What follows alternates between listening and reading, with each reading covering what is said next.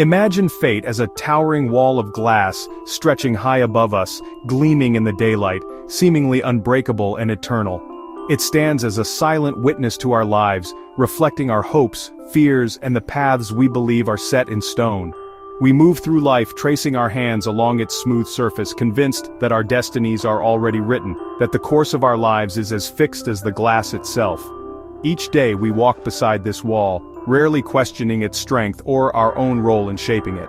But then, almost imperceptibly, a tiny crack appears, a result of a choice made or perhaps a choice left unmade.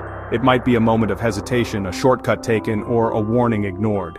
With every decision, more cracks begin to form, spreading quietly across the surface. Over time, the wall transforms into a web of fractures, each line telling a story of a moment when things could have been different. The once flawless surface now bears the scars of countless small actions and overlooked details. Then, suddenly, disaster strikes. The glass explodes in a shower of shards, leaving us standing in the wreckage, stunned and searching for answers. The collapse feels sudden, but the warning signs were always there, hidden in plain sight.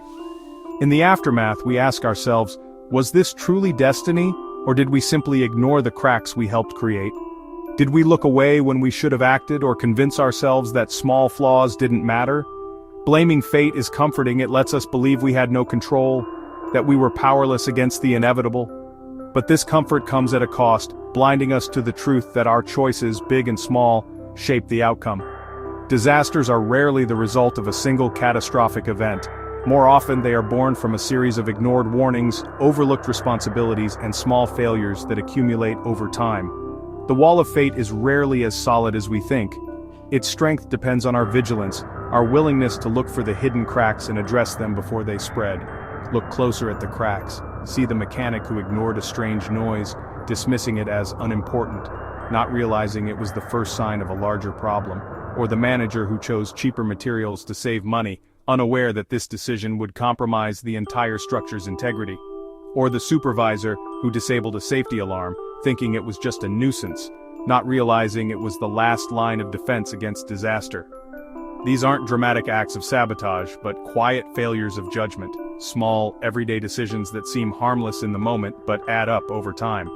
Randomness and bad luck do exist, but the scale of disaster often reflects our level of preparedness, our attention to detail, and our willingness to act before it's too late.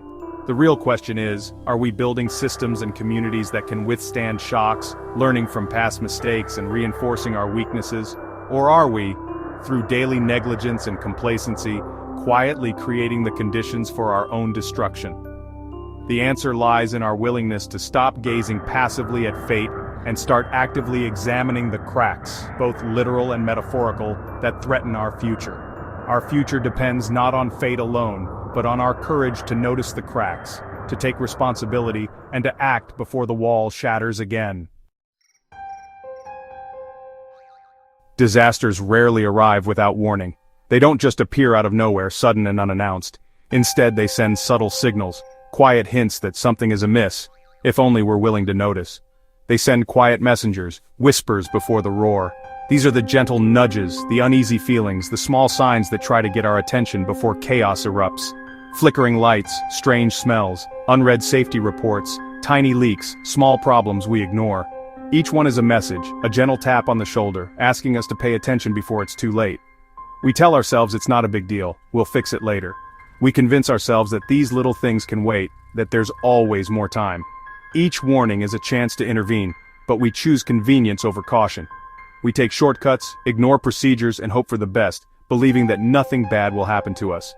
The driver ignores a car pulling to one side, the homeowner resets a tripping breaker, the fire exit stays blocked. These are not just oversights, they are decisions, made in the moment, to overlook risk. We adapt to risk instead of eliminating it. We become comfortable with danger, letting it blend into the background of our daily lives. These whispers are almost always heard, but often dismissed. We hear the warnings, but we choose not to listen, convincing ourselves that the risk is minimal or that someone else will handle it. Systems prioritize efficiency and profit, not safety. Organizations reward speed and output, often at the expense of thoroughness and care. The cost of ignoring the whisper is always greater than the cost of fixing it. What seems like a small expense or inconvenience now can become a devastating loss later. The roar, the disaster, is the price of our collective deafness. When we ignore the whispers, we invite catastrophe, and the consequences are shared by all. Every ignored warning is a choice, not an accident. Each time we look away, we make a decision that shapes our future. The abnormal becomes normal until catastrophe strikes. We get used to the signs and they fade into the background, until suddenly, they can't be ignored any longer. We must listen to the whispers before they become a roar. It's in these quiet moments that we have the power to prevent disaster, if only we choose to act. Safety starts with attention to the smallest details. It's about caring enough to notice, and being brave enough to respond, even when it's inconvenient. The true disaster is not hearing, but failing to act. The real tragedy is when we have the chance to prevent harm, but let it slip away. Will we keep walking past the warning signs, or will we finally listen to the whispers and change our fate? A car crash is often called an accident, but it's rarely random. Look closer. A driver follows too closely, glances at their phone, ignores worn tires, each a choice. The driver in front brakes suddenly, maybe distracted or cut off. Another choice. Every crash is a web of decisions, not just bad luck. The system plays a role too. Manufacturers choose whether to include safety features, regulators set standards, engineers design roads. When we call it an accident, we let everyone off the hook. Seeing crashes as failures of choice changes the conversation. We can demand safer cars, better roads, stricter laws. Responsibility is shared by drivers, companies, and policymakers. A crash is a lesson in human responsibility, not just physics. We must learn from these failures, not excuse them. Only then can we prevent the next one.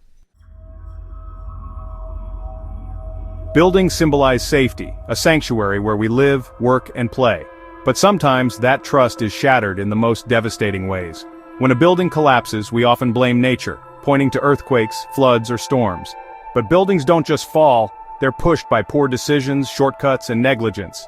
The 1999 Izmit earthquake in Turkey killed thousands. But the real culprit was substandard construction. Buildings that should have withstood the quake crumbled like sandcastles. Contractors used weak materials, ignored building codes, and rushed jobs to save money. These shortcuts turned homes into death traps.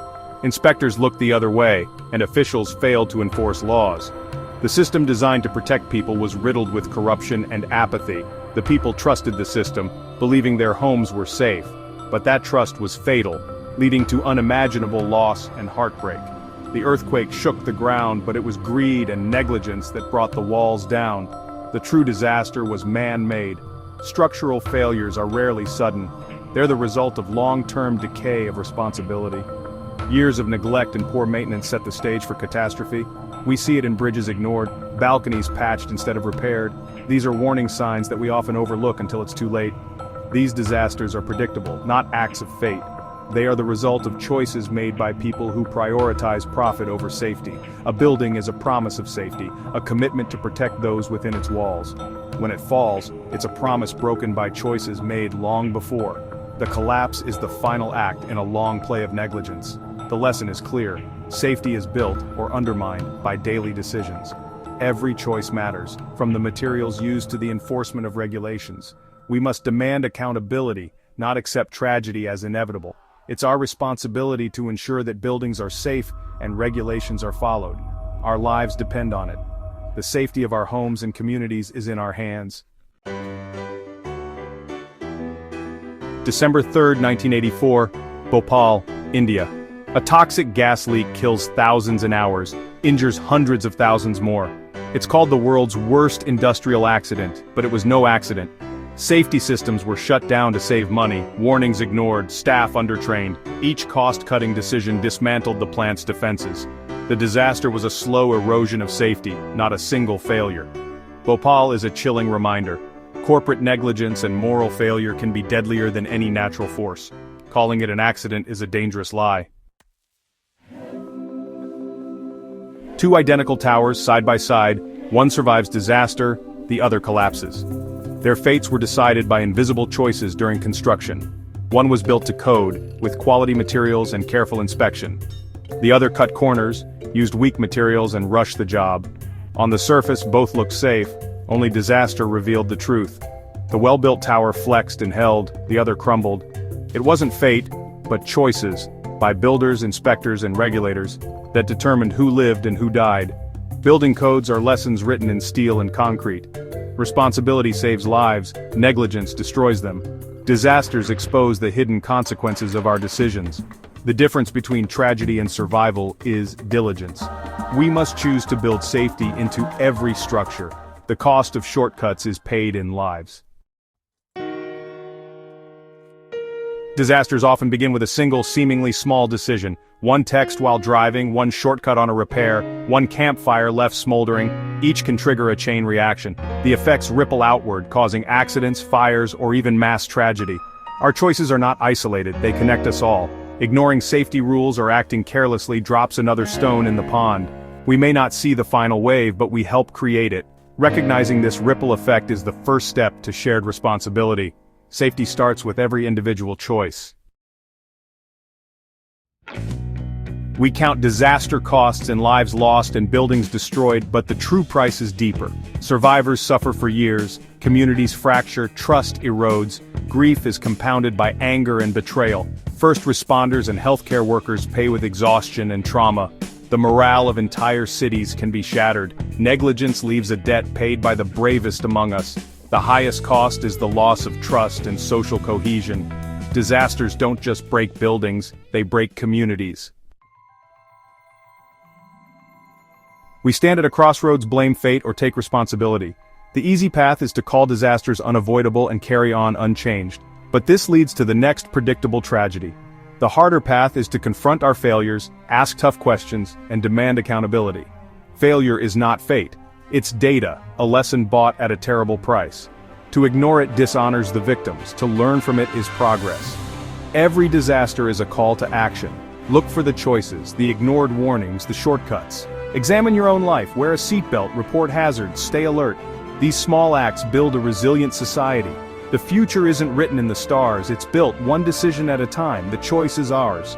Will we be victims of fate or masters of our choices? Our actions today shape tomorrow's safety. Let's choose responsibility before the next crack becomes a catastrophe.